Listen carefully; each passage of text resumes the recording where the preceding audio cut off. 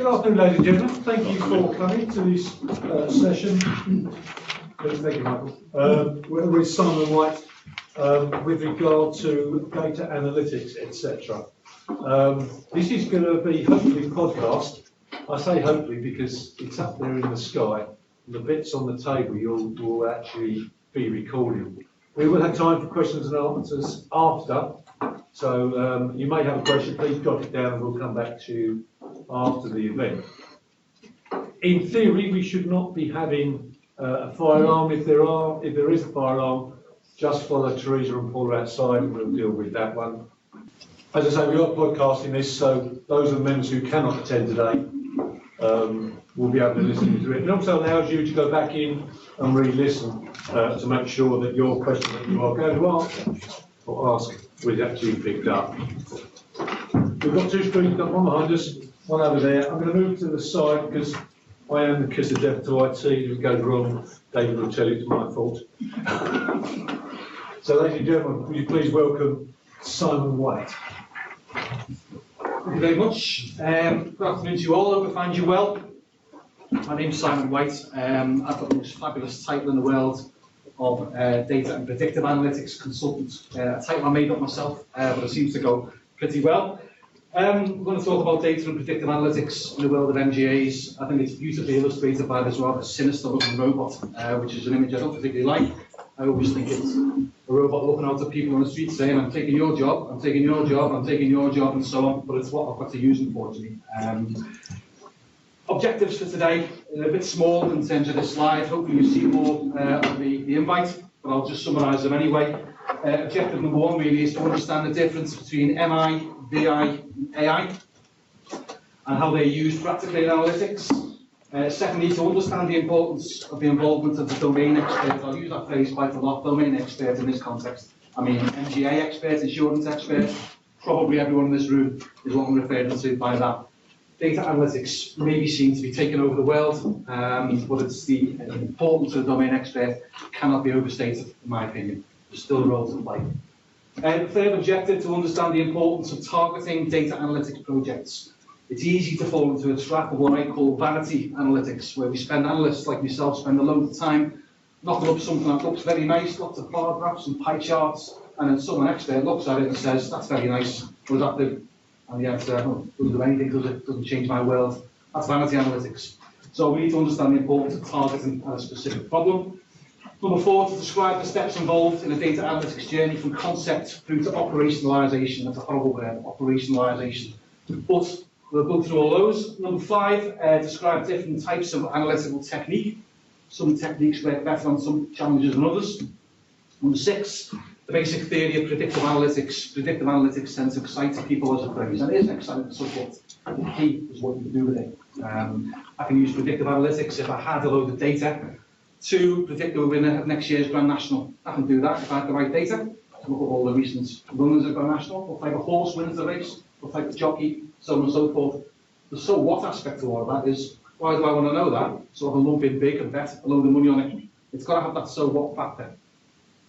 Final objective is to understand the importance of creative thinking. Creative thinking is absolutely critical in the analytics world. New ways of doing things. I think quite difficult. I work for a law firm, DWF, and I've had to convince some pretty experienced lawyers of the power of data. And it's been a tough ask, I don't mind admitting that. It can be quite difficult. They come round to it, it does work when used properly. So the creative thinking part is important, as is failing fast. If you try and experiment with data to try and change part of your business, failing fast is not a problem as long as it's fast. So we'll cover all those in a wee bit of detail, if that's okay. First of all, a brief bio. I get this question quite a lot, especially you might be thinking as well, who are you? I've been in data analytics about seven years or so. I've been with DWF about 9. Before that, I was an insurance claims handling manager with a particular emphasis to fraud detection. You may have noted my accent lends itself very well to fraud detection. Fraud detection, that's just before you get in with those jokes, by the way, given where I am. Fraud detection lends itself very well to analytics. Fraud is the abnormal, the unusual, and it plays out in data extremely well. It really, really does. So I've done that for a few years, and the reason why I mentioned the insurance background, it's not the London market. I've never worked for an MGA, don't pretend to. Don't pretend to have your knowledge. Never have, probably never will. But I understand insurance enough. I was in it for about 15 years or so, so I understand enough to bring the data to life, and that's important. So that's roughly who I am. My job is to take data that either we host as a business or clients host and make sense of it all and provide some insight that the client can actually do something with. So again, no pretty bar graphs that don't do anything. It's got to be something you can do, examples to follow. In terms of data geekery, first of all, the word data always conjures up, I think, geeks and nerds, bald men with glasses and beards, people like that kind of stuff. They're the ones you often see involved in data. People work in dark rooms and spreadsheets all day. Well, that's actually quite true. I work in dark rooms quite a bit. I certainly work on spreadsheets. But there is a difference between the different disciplines. On the left, in pink, management information. I'm sure you've all seen MI reports. They have a use. MI reports will tend to tell you what things are. So let's say in the world of claims, an MI report might say, this month we had 100 new claims, and we closed 80, and the average cost of these claims was whatever it was. Great. Useful information to run your business. You need it. Will it transform your business? No, it's my view. I don't think it will. It just tells you what the situation is. That's MI. With a good line of sight, we may be able to see this picture here. It's quite relevant. This is BI, business intelligence. And the picture of children to represent that comes from The Godfather, if you can see it. We've got Don Corleone at the front, and we've got Tom Hagen at the back. Tom Hagen was consigliere, I think is the Italian phrase, his advisor. Business intelligence should be the advisor to people like yourselves. Someone who's at your back, advising you on what your data is telling you. And business intelligence normally tells you not the what, but why the what is the what, or where the what is the what, or how the what is the what. It digs deeper into it and tells you what's behind the high level statistics. That's far more useful. MI is good, BI is better. AI is a wonderful thing, of course. Everyone's worried that AI is taking over the world. I suppose in the world of insurance, the understanding is it's being used at the moment to do a lot of jobs that humans don't like doing. Data capture is one of them. No one likes doing that. Lawyers definitely don't like doing that. Capturing data and put them into systems. Robots can be trained to do that, and architects are trained to do that. Are we at the stage with AI yet, where the robots are making the decisions? Probably not really. And this brings in the fourth concept. AI and IA. IA, intelligence augmentation. That's what we advocate at DWF currently. Artificial intelligence, or AI, puts technology at the core. That's robots making the decisions. The robots are programmed by humans anyway, so it's still humans, but it's robots making decisions, automatically automated. IA is different, subtly different. Still involves data, a hell of a lot of it, but the data is made available to the human to help them make a better decision, a quicker decision, whatever it may be. Example of that in our place, in our fraud practice area, fraudulent claims that we've asked to defend with, we can predict with a decent accuracy that any open claim, the likelihood of a successful defence on a 0 to 100% base, based on its facts. Who are the opposition? Where's the claimant live? How old's the claimant? What type of fraud is there? So on and so forth.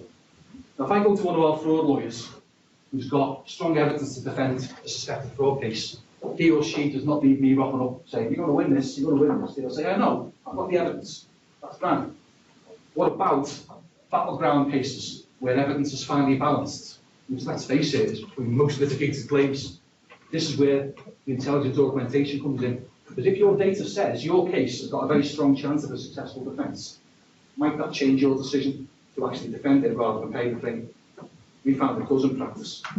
It also helps us win what are quite evidentially weak cases. If we're up against certain opponents, firms and solicitors, you probably won't be surprised to know the world of claims. The identity of the claimant solicitor firm, the opposing firm, is key. They all run cases differently, and we've identified through analytics who the not very good ones are, if I can put it that way. The ones where you may wish to just keep on defending because the data will tell you these will just drop. You don't drop this case. It may take a month, it may take a year, but they'll drop. We can normally predict roughly where and when. So we make that available to our lawyers, our case handlers, to say, use this if you want, don't use it if you don't want. But we measure their performance across so many different metrics. And we found that, guess what? I would say this, the ones who use this type of augmentation do better than the ones who don't. That's what we find. And it proves the point. So, IA versus AI. Now, in terms of skill sets, what you need as a business to help you get the most out of your data. Well, let's assume, first of all, you've got data. You all have data. Your data may be full of blanks and gaps and holes, as everyone's is. Your data may be inaccurate. because you've got people putting data into systems, you've got big sausage fingers and can't type properly. You get that quite a lot as well. Your data might not be very granular. You only capture a narrow range of data. So let's keep it on claims for a second, because this is the heartland, I suppose. You may capture how much damages were paid on a given claim, which is good information. Does anyone capture how much the opposition were after in terms of damages valuation? Because I would strongly recommend it. It provides significant analytical insight into the behaviour of opposing solicitors. One field, massive insight. So the skill sets you need, and by the way, I should have said at the start, and I apologise, I'm not going to talk about working with data in a compliant fashion. I'm going to assume that's understood as per the GDPR. I don't want to talk about GDPR. No one wants to talk about GDPR. So let's just assume everything I'm going to show you involves working compliantly in accordance with GDPR and DPA. So what skill sets are available in companies? Think of it as a scale left to right. Apologies to the people over here, sorry. On the left, you may have in your business hardcore mathematicians, data scientists. I don't know if anyone has. I suspect quite a few businesses in the room will have those kind of people. These are the backroom people. The ones with the glasses, the ones with the spreadsheets, the ones in the dark rooms. They're really good at maths people. Usually maths graduates of some description. They're really good. You can get them. There's more and more of them coming onto the market, which is grand. They also cost a lot of money. Bad for you, good for me. You don't want to hear that. At the other end, in your world, you've got, I mentioned, insurance domain experts, people like yourselves who really know the insurance industry and the bit you're working inside out. My experience, and I spend a lot of time on the road visiting clients, saying, what are your challenges? What are your problems? What are your issues? Is it a data-led solution? These people here know what their business challenges are, generally speaking. They know where they're strong, and they know where they're weak. That's why they're in the position they are. They're usually pretty senior managers of some description. So they know what they want out of data. These people know how to manipulate the data. Manipulate's got a terrible pejorative meaning. What I mean by manipulate is not lie, just kind of mess about with it. Not lying, anything like that. Never done that. So the people at the end on the left, the mathematicians, they know how to do the data manipulation, provide some really interesting stuff.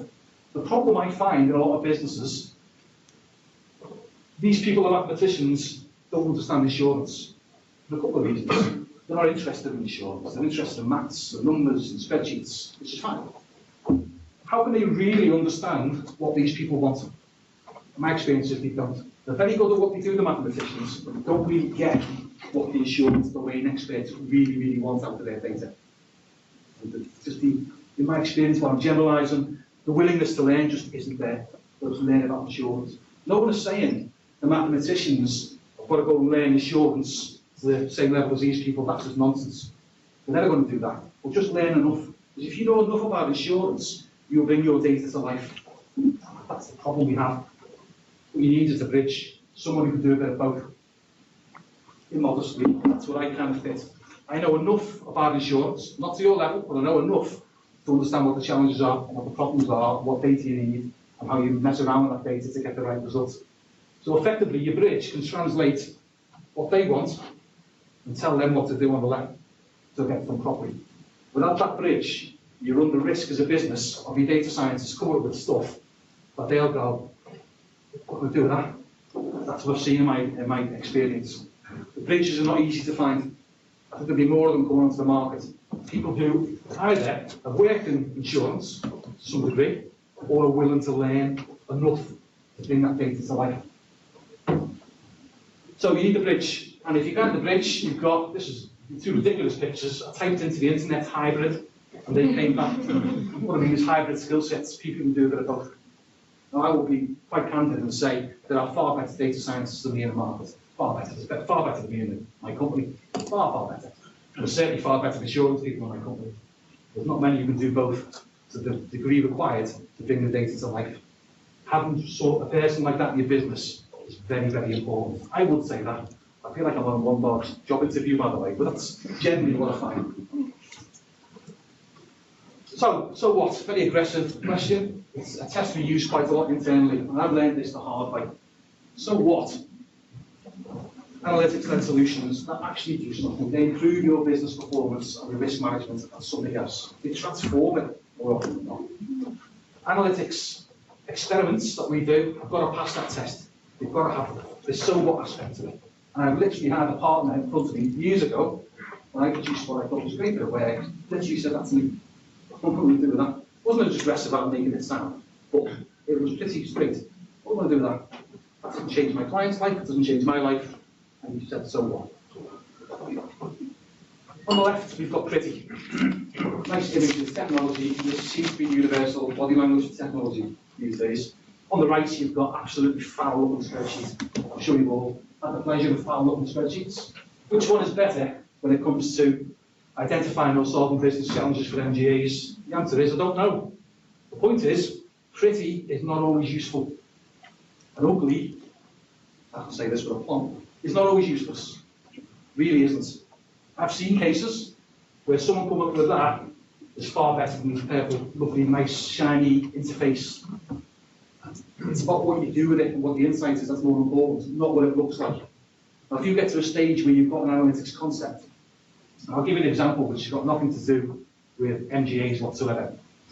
We met a client who happens to run prisons on behalf of the government. Now, as a field down as to who it is, but anyway, we said, what's your main challenge?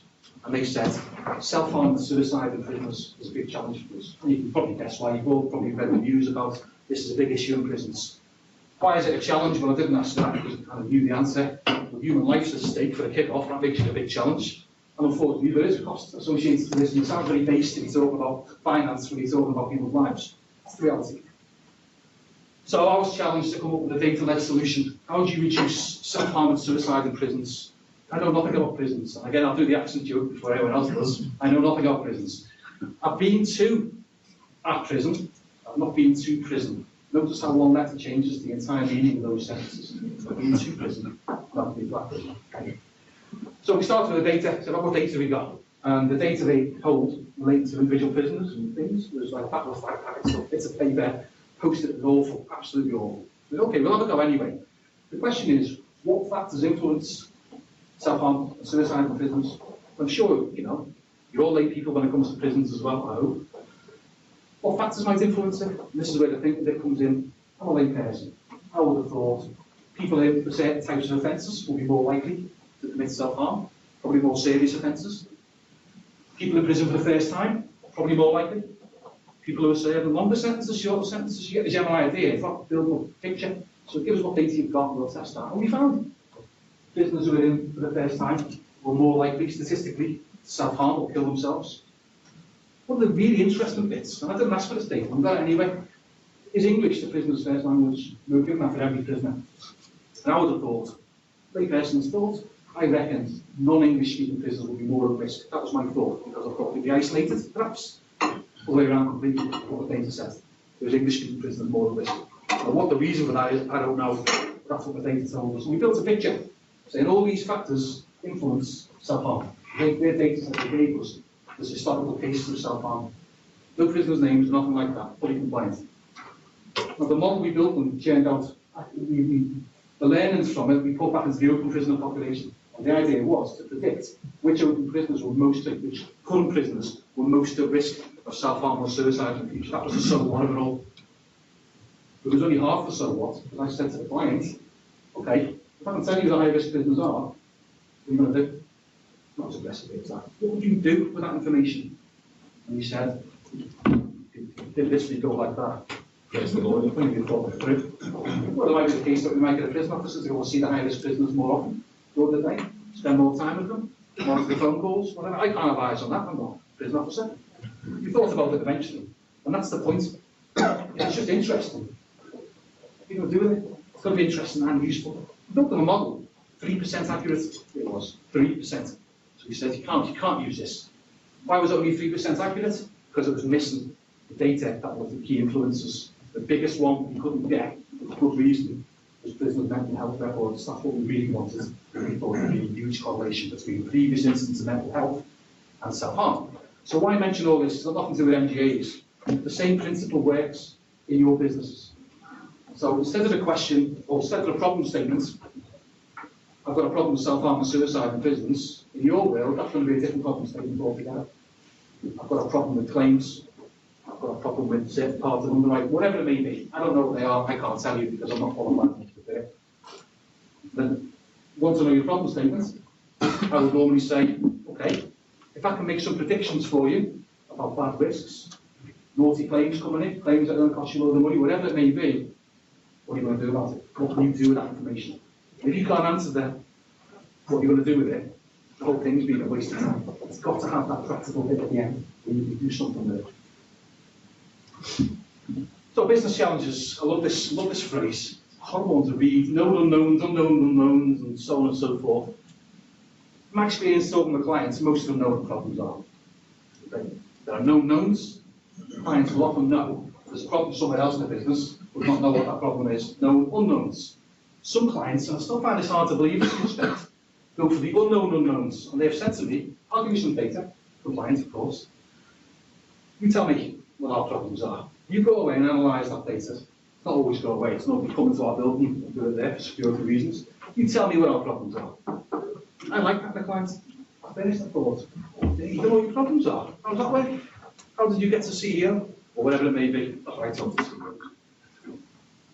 But I thought it was very candid and very open to say, you tell us what our problems are, and we have been able to do it in data. So some business challenges are known, most of them are, some of them are not known, and data can tell you where your problems are. Now, again, not being from an MGAA background, I can be quite objective with data. And I can say, if I find something odd or unusual, I can say to you, what's that? When X, Y, and Z all care on the same policy or claim or something else, something bad happens. What's bad? Bad loss ratio, bad claim spend, whatever it may be. It's about finding those commonalities. So, if you've got a known business challenge, this is probably, I would say, the biggest takeaway I hope for today. This is how the process normally works. You know what your problems are. It starts with a concept, with your data. And the concept normally starts with a sentence like that. Someone at your organisation saying, wouldn't it be good if we could ... You could predict whatever it may be. That's not enough, because you need that bit as well. Not just, wouldn't it be good if we could predict X, Y, and Z, so that we could do something with it. And I've had loads of great concepts that start very, very similar to that. I've had loads of bad concepts, mad concepts. But what is to stop that thinking process? To go, well, why has it got to be, well, let's not be too hasty here. Some of the best concepts I've heard have been real blue sky stuff in Belfast. I never would do that, ever. But then when you look into your data sets, you go, you know what, I think we can do this. We can do it quite accurately as well. So that's what we try and encourage from our clients, from our colleagues, statements like that, all across the business. We don't just go to CEO level and say, right, come up with the concepts. We go to every level where we can and say, what would you like to be able to predict? And why would you like to be able to predict it? What would you do with that information? Then, of course, for someone like yourself, once you've got that statement, right, what data do we need? Have we got the data to do it? I presume data may be a challenge for many of your businesses, because it is for most. Capturing data, the time it takes and the cost of it, what data do you capture, how do you do it, and so on and so forth. But what I tend to get involved in is the modelling. The data model I do is almost always on Excel. I make no bones about that. I would marry Excel and have children with it if I was allowed. I can't, because I am married already, and not to an application to a human being. But I would. Excel is the best thing ever. The reason why, when it comes to experimenting with your data, it's dead cheap. You would have got it, presumably. You can do quite a lot of data there. You know, it goes up to 1 million rows. I'll take that most days of the week. So you can do a lot. You get down and dirty, but you can really understand what your trends and influences are at work in your business. So I'm modelling there. The reason I do it in Excel, well, A, I haven't got the qualifications to be a system developer, nor have I got the interest, I'm not interested in that. Rather than spend a load of money on some fancy looking system before I've proved the concept, I want to do it cheap and easy first of all, see if it's going to work. Some companies will get technology and go, yeah, it's great, technology, it's going to look lovely. And then you find you've got a concept that's rubbish. It doesn't work at all. Do it cheap and dirty, first of all. And what that model will do, you'll know very quickly if you can match the concept, you can do it in your data, or very quickly if you can't. And more importantly, if you can't, you'll know why you can't. I'll explain why in a minute. Now, if you can build a predictive model, so let's say, stupid example again, go back to a Grand National, if I can build a predictive model that will churn out, but I could be the winner of the Grand National every year, raise up and put loads of money on it and win loads of money, and then do the purple bit, which is platforming it. I could put it into a nice system as opposed to a spreadsheet. It's a bad example, I suppose. We do a lot of claimants lister profiling in data. How do claimants listers behave? Who are the goodies, who are the baddies, who are the in-betweenies? data tells you a hell of a lot. Now, I've built a profiler which will tell you at a glance what the risks are for any given solicitor. This is actually motor and casualty at the moment. It'll tell you very quickly this firm is listed as a high fraud risk, i.e., quite a lot of their claims tend to be fraudulent, as in the people who represent, not solicitors, but that care in a proper environment. I thought it's an Excel at the moment. Works perfectly well, tested, concept, proven, everything else. Next step, put it into a real-time platform people can use nicely as opposed to having to churn through a horrible Excel document. That's the platform there. That's where you spend the money. But only when you've got a concept that does something. So that's the steps from concept to actually having a product that you actually use live in your business. It's got to go through these steps, not opinion, but it does work. Unknown business challenges, this is the bit I said before. We've had a bank client come to us and say, we want you to tell us what our fraud is in our transactions. When it comes to data, do you all recognise that? The standard distribution, remember the normal distribution, remember this from statistics or maths from school? In a set of transactions, or a set of things, policies, claims, financial transactions, people, by and large, people generally, distributions follow that normal distribution. You get, forgive me, sorry, on this end, in the middle, you've got normal, BAU. At extreme ends, you've got abnormal, weird, unusual. And my findings is that when you can find what abnormal looks like in a business, that's usually an indicator there's a problem in that business.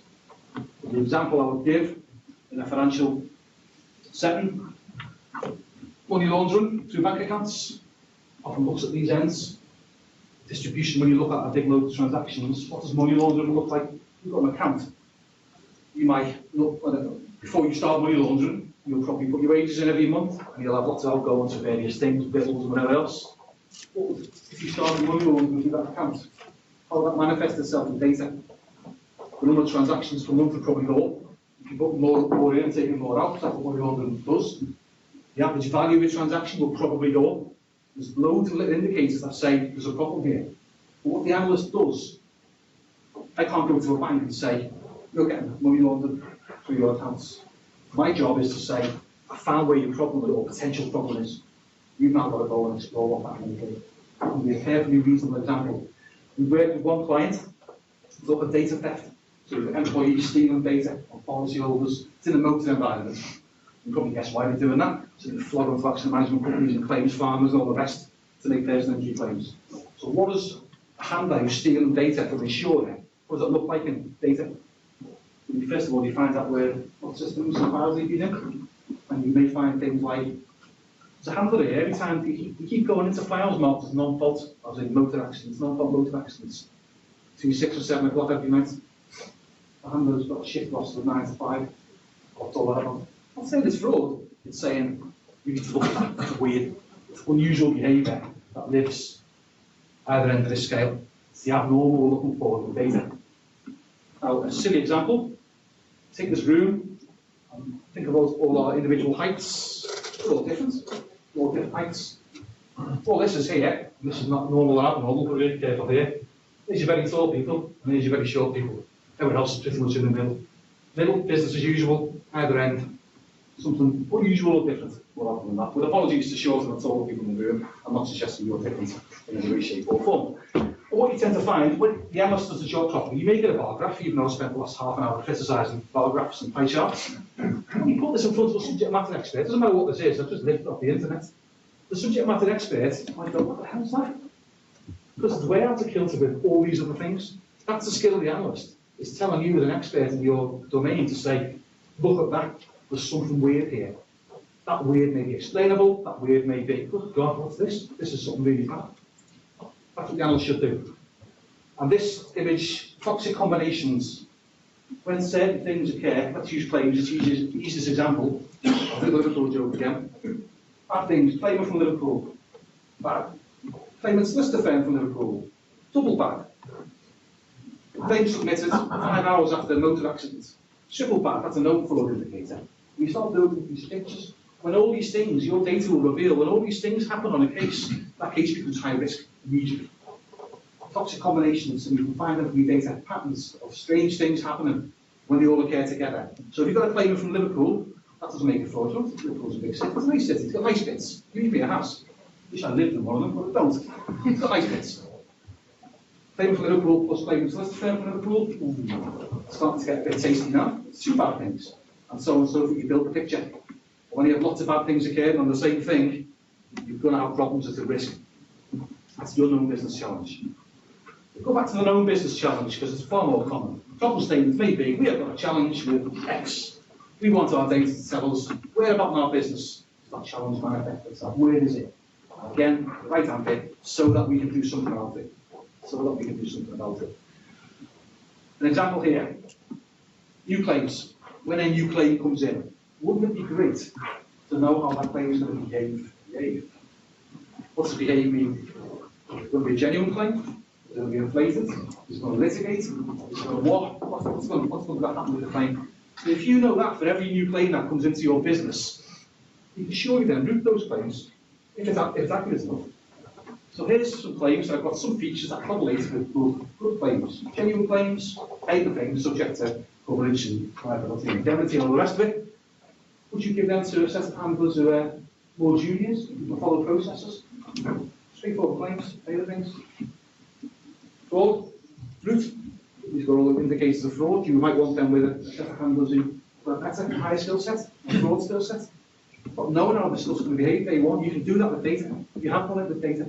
You can tell from certain facts of a claim, in the motor and casualty world, profit makes a bit interesting. It gets very interesting there because a wide range of professions involved. I'm sure professions behave quite differently, which you probably all know anyway.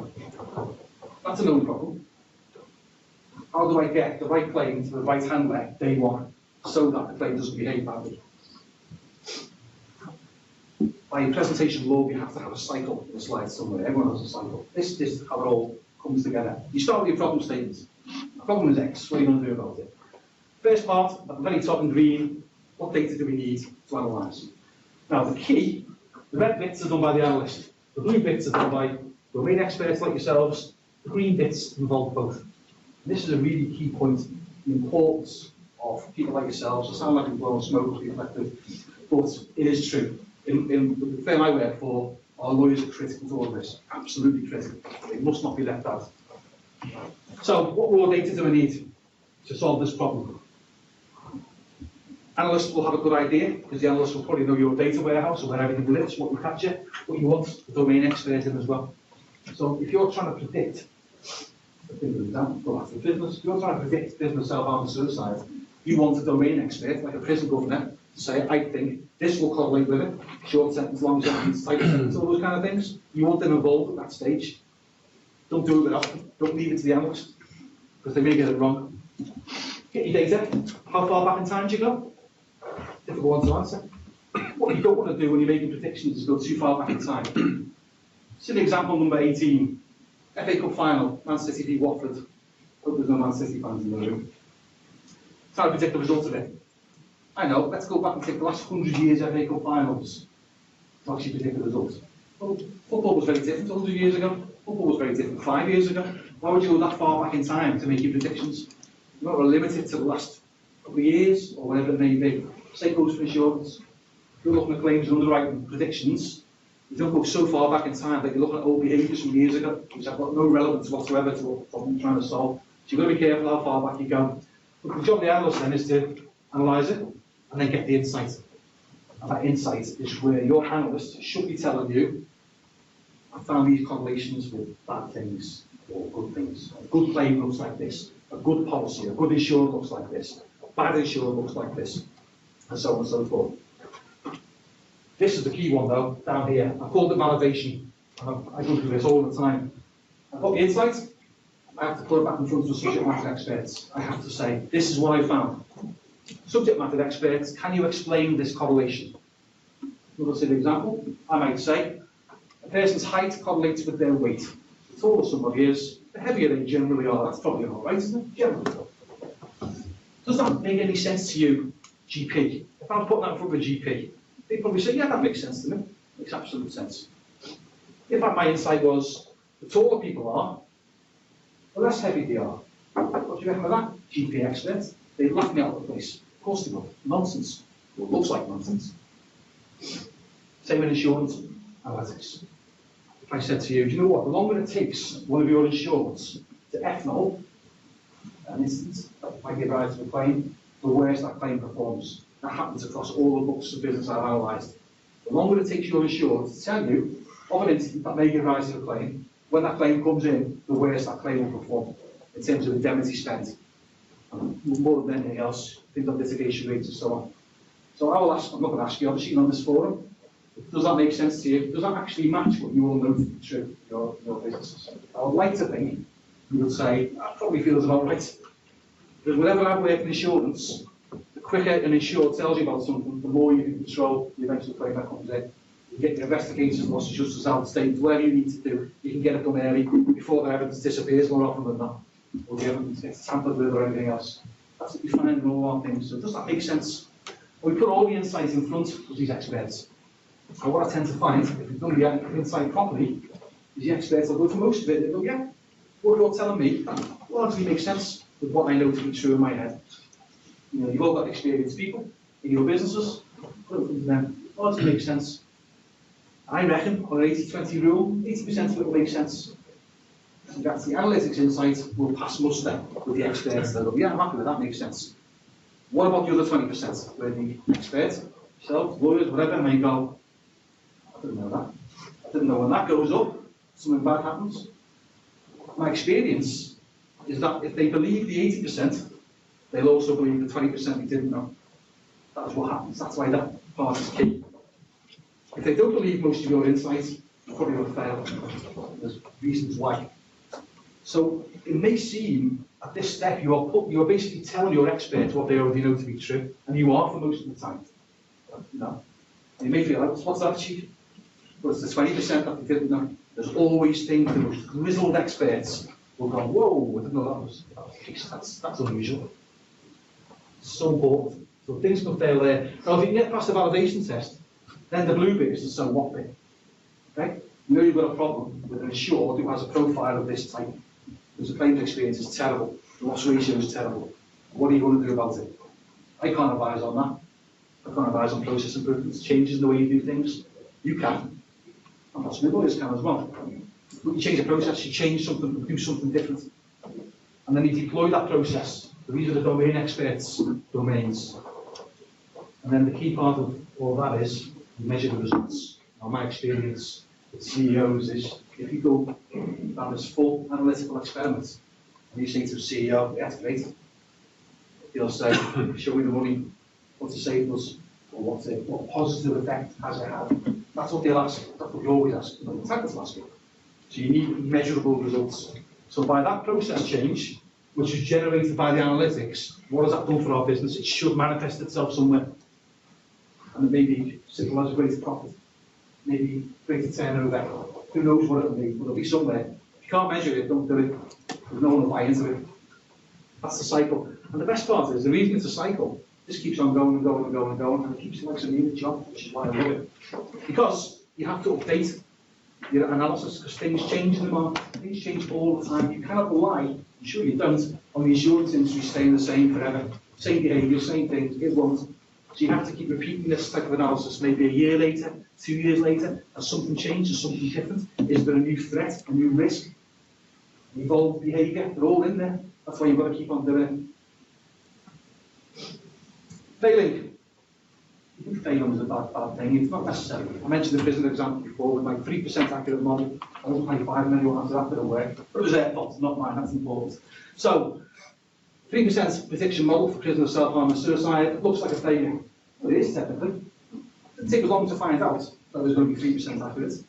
The client said, okay, the concept is brilliant in terms of we can get what we could do with this to safeguard our prisoners' lives better. We can see what we can do.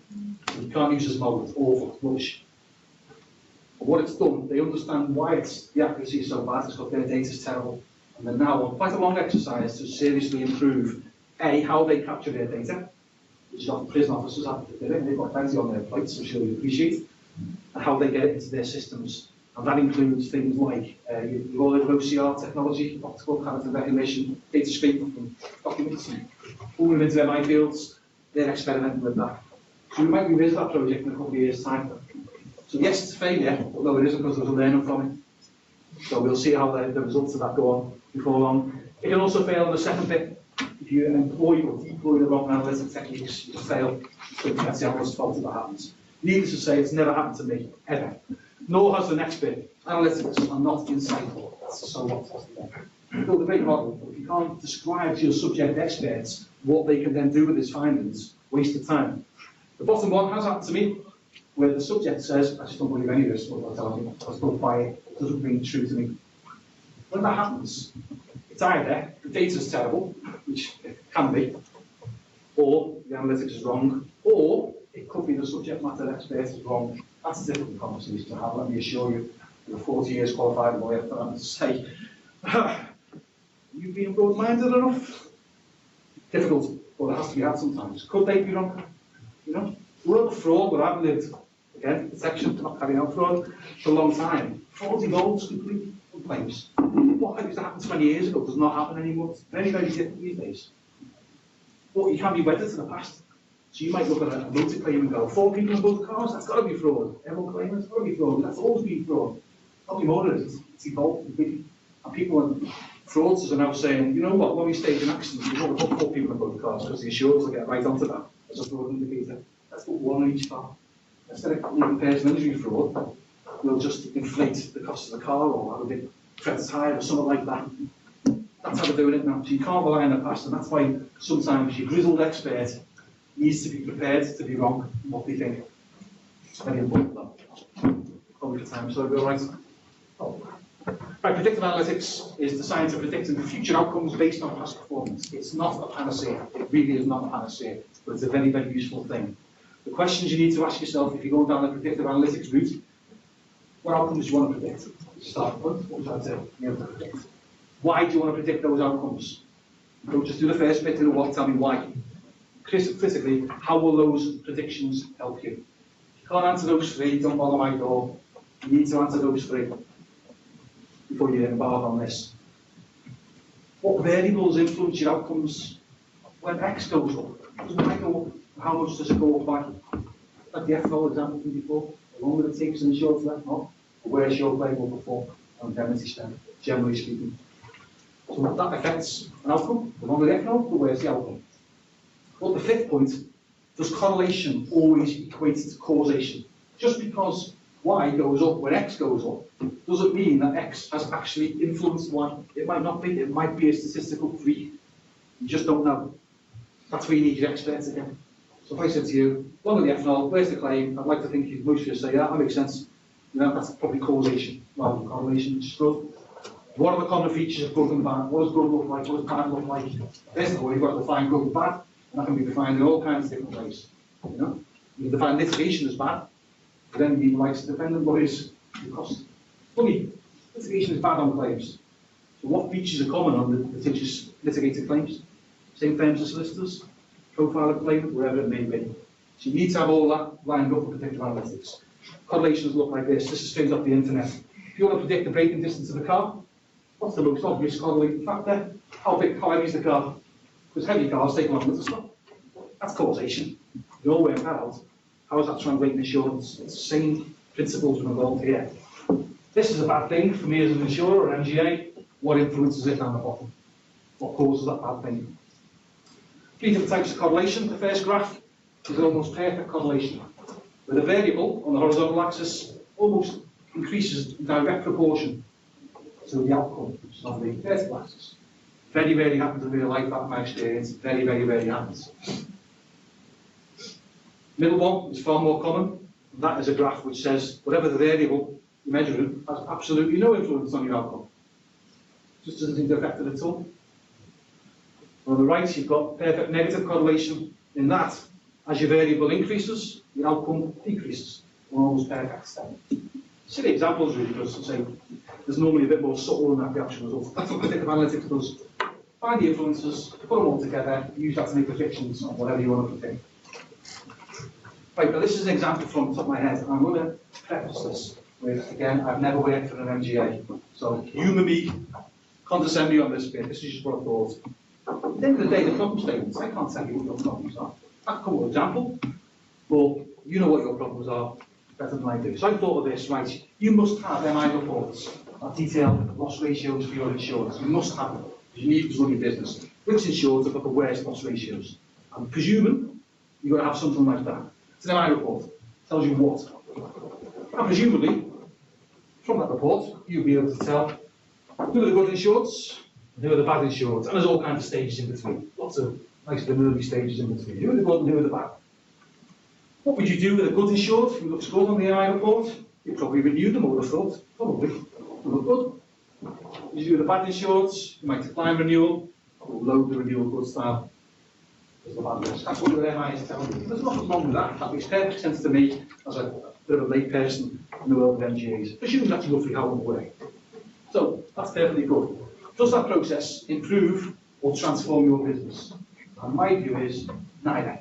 It's business as usual, that's what you do. It doesn't improve it, necessarily. It certainly doesn't transform it, because that's what underwriters do, I presume.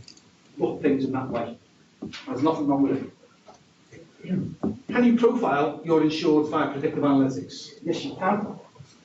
Using underwriting data. So let's say you've got a big spreadsheet full of insureds, and you've got loads of underwriting data about them. What the professions are, how many people they employ, turnover, claims experience, yada, yada, yada, yada, all these things. What correlates? What features, when you build this way you build a predictive model, correlate with a bad insured, as defined by the previous slide, nasty loss ratio? What features have they got in common? And you can find commonalities in good insureds. It may be insured of a certain profession who've got only a few members of staff. Members of staff who've been there for donkey's years, wherever it may be, whatever data you've got, it can be tested. That may be the case, I don't know. You may find certain commonalities in bad insureds. Certain parts of the country get battered on certain types of claims, on certain types of professions, or other risks. I don't know, it's there to be found. What does good look like, what does bad look like? Then, this can change the picture. Look at your existing insureds who are coming up for renewal. Let's say you've got an insured whose loss ratio is good, angel, you like them, that's what your MI report says. What if the predictive profile says, you know what, this insured has got many of the hallmarks of a bad risk for us, because they've got the features that we've worked out in our predictive analytics. They look bad. The loss ratio says good. So the normal, you'd probably just renew them. Good loss ratio. But what if they're a bad looking insured? Could it be they've had a freakishly good year in terms of the claims experience? Could it be? I'm not saying every insured is going to look like this, but some will. What would you do then? Will that change your view? Say, I like the way you perform this year, but the forecasts are not good based on the predictive analytics model. Will they revert to type? Have you caught them on a good year? Let's say you've written the business for the first year and you look great. Future years, they're going to look bad. The predictive model may say, you've had a tough ride with these ones. Would it change your decision? The process says renew, the data profile says don't renew. But this is the beauty of the analytics. You don't get me turning up your doorstep saying, I don't renew this one. All we do is, in fact, intelligence augmentation, we say, you may wish to consider this. At the renewal stage, you may wish to consider that. You may want to make the same decision anyway, that's grand. That's up to you, you're the expert. But this may change your view. I'm not saying all your insured will look like this. What about the reverse? You've got an insured who's got a terrible loss ratio, but you've got a profile that says, you know what? They've got a lot of features of what a good insured will look like. Have they had a freakishly bad year in terms of claim experience? Will they be a good risk going forward? The process may say, decline or load. The data profile may say, I want to try something different here. It's that type of thinking that you can get out of analytics. I'm not saying these are the norm, they're not. These will be your outliers, remember the normal distribution, these will be your weird looking ones, what's going on there. Will it change your business? I don't know. This is just one example. What about new clients or potential new clients you're looking to write business for? Same thing. On the right, let's do, on the right, the blue, the client looks like they've got a decent range of experience. The underwriting data says they're good risk. If you profile them by reference to your historical data, you might get the left, they've got a bad profile. They've got a lot of the features of a bad insured does. On the blue, the process says you want to write that business. Data says you might not want to write that business. Those little subtleties that can change everything.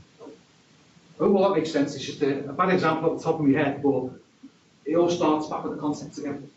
The concepts. These things can all be tested. So, in summary, data on predictive analytics, it can provide totally new insights to your most hardened, grizzled expert. It can improve your decision making. Okay, really can. On the bottom left, I can't even see it because it's not right. They'll know this, wouldn't you? Predict future risks is what it can do. Very, very good predictive analytics, the same as the risks on here. Bottom right, it can influence your strategy completely. Take it back to the Godfather slide, Godfather picture. Having someone there, data analyst at your side, ultimately transform the business. But that's pretty much me. I'm just going to put the objectives back up. I've asked the question, have they been met? You're the judges of that, not me. I hope you have been. I hope you found it interesting, but interesting is not enough because you want interesting plus useful. And what we found with all these presentations, we get quite easy at late stage, and someone's gone back to the business and goes, you know what, it's brilliant to be to predict, whatever it may be. So that we can, don't forget the so that we can. People will do it. And as long as you think it's not impractical, it's not blue sky, it can be done, it has been done, it will continue to be done. The other people who started all off on that experience. Have we got time for questions? Are we okay? We have indeed. Excellent. If there are any questions, I'll be happy to take them as long as it's not hard. Yes, sir. Hi. So when you build a model which you decide is actually unreliable, how do you know what features of the model have made it unreliable? Yes. So in the case of your prisoner analysis, how did you know that it was the absence of mental health records that made it unreliable? That was where the subject matter experts came in. So remember the cycle at the start, you say, what data do I need? And our subject expert, who was one of our lawyers in this case, said, you need mental health records, you need it there. And because it wasn't there, we received it without it. And when you get an accuracy, all predictive models, you'll know the accuracy of the predictions to 14 decimal points. So if you've got a model that was 60% accurate, what it's telling you, you're missing 40% of what influences what you're trying to predict, whatever that may be. So the prisoner model, we know we were missing 97%, which is a significant influence. So it's still, it's not guesswork is wrong. It's an educated piece to say, our expert lawyer in that field says it's mental health records are going to be a big chunk of that. So if we get that in, you rerun the model, and you'll soon see, I reckon, that 3% has jumped to something a lot higher. That's very helpful. And a related question, at what point do you know that you have a sufficient mass of data to give you reliable insights? Yeah, there's two ways of doing that, first of all. One is, again, you can test the accuracy of your models as you go, so you can put in new fields all the time. So let's say you start with a data sample of 500 things, and you get a terrible accuracy. Then you increase the data sample by going back a bit further, so you go to 1,000 things. So what you generally tend to find is the accuracy rate will generally increase. Large sample sizes are wonderful things. But if you're starting to go back 5 years in your data, and you've still got an accuracy rate of 30%, you might just go, you know what, we're going to get this up. But it's quite a quick process. It's not months and years, you just go, a lot of it's go feel from the analysts, just go, can't do this. Tom, there's a question there. Yeah, it was related to this exact same example. So you've kind of clearly explained why or how the analytics comes into play to source your data set, but when do you just, you kind of knew right from the outset that you didn't have enough. So why did you proceed? And do you just call it quits if you don't have the right data from the start? Pretty much. Well, the right data, you've got a couple of definitions of that. You've got you have the influence of data like the mental health stuff, or it's full of blanks and gaps and rubbish stuff. I mean, the good analysts can take account of those without damaging the model too much. But it's normally, from the very first phase of testing, when you're looking for the influences, the correlations with the outcomes, you just know very quickly. But I know what you're saying, is it, I suppose, a case of, if you suspect, let's say, you're the person who's driving the analytical concept, you think, I bet you this can't come off, and we come back to a week later and go, you were right all along. The question is, if you can provide a concept that you think the accuracy is terrible, do you think you could still use the concept operationally once the accuracy level you can get to a stage where it could be used? My view is always 60% about good, 60% above is not a bad thing. And does it take you on a journey where you can't get that to say, well, what else? What are we missing? The problem is, I make it sound like a panacea. Let's say you're missing key data fields. If I say to you, go and gather those data fields, you'll know what an exercise that is. You change your systems, which is going to cost you money. More time for your people, put this data into systems, unless you do it automatically. It costs a lot of money. And if you can estimate that cost as a cost-benefit analysis to say, okay, it's going to cost us X to get this extra data, but we think if we can get the model working and operational, we'll save Y. That's one for the business. So there is a lot of it sometimes where you tell people what we already know, but sometimes it's no bad thing because they trust the data. There's a lot of mistrust of data. A hell of a lot of mistrust. You may do it yourselves. Sometimes I do it. No way. It's the best way of getting over that mistrust. I'm doing a talk on Friday don't know how to land this one, to the Italian bar of predictive justice. So can you, based on the facts of a case, I'm not saying I can do this, but I can't. The facts of a case, decide A, if it's a criminal act, B, if the person will be convicted, and C, what sentence they get. The biggest barrier I can see with that is a long, long way off. It's very basic to trust. Who's going to trust that? Would you, if you've done an act and the police charged you? I'm not trusting data to tell me how long I'm going down for. Judges wouldn't trust it, solicitors wouldn't trust it, barristers wouldn't trust it. It's no different in insurance, but that trust is absolutely critical. Sorry, long-winded answer to a straightforward question. Sorry. Thanks, Simon. Any more questions? Yes. Beyond the creation of more data fields and more manual input by them who are handling claims or processes, have you any other suggestions or ideas for how there might be more automation brought into a system to capture the data in the first place? Yeah, there's a few ways of doing it. I mentioned OCR before, which I know a lot of you will be very familiar with, which is training a robot to look for keywords in a document and then transforming that from unstructured data into a structured data, a number or a date, and then putting that automatically into your system where that field lives. That sounds really expensive. It's not cheap. However, and this is where the cost benefit comes in, how long might it cost your organisation to go? Specifically, in capturing the data, how many person hours does that cost? Probably a hell of a lot. Costs our company a hell of a lot, I know that much. So it's that time and motion studies, you can normally see how much it costs you, cost benefit analysis there. But it's not. I'll give you an example we've got on the go at the moment. Large loss, claim of medical records. Sure, medical records, probably not. Nightmare, like that. I'm no expert. We're looking at robots to try and condense those medical reports into a timeline of all the claimant's injuries, whether incident related or not, to tell the lawyer which part of the documents they need to look at, as opposed to that. So the key stuff is in page 46, paragraph 4, whatever it may be. So you're right, it's not cheap. Or it depends on what your organisation's longer-term data strategy looks like. I know a few big insurers who have really gone down this route and see the results. Well, annoyingly, you've got data, you don't have to do it now, but one problem at a time. Any more questions?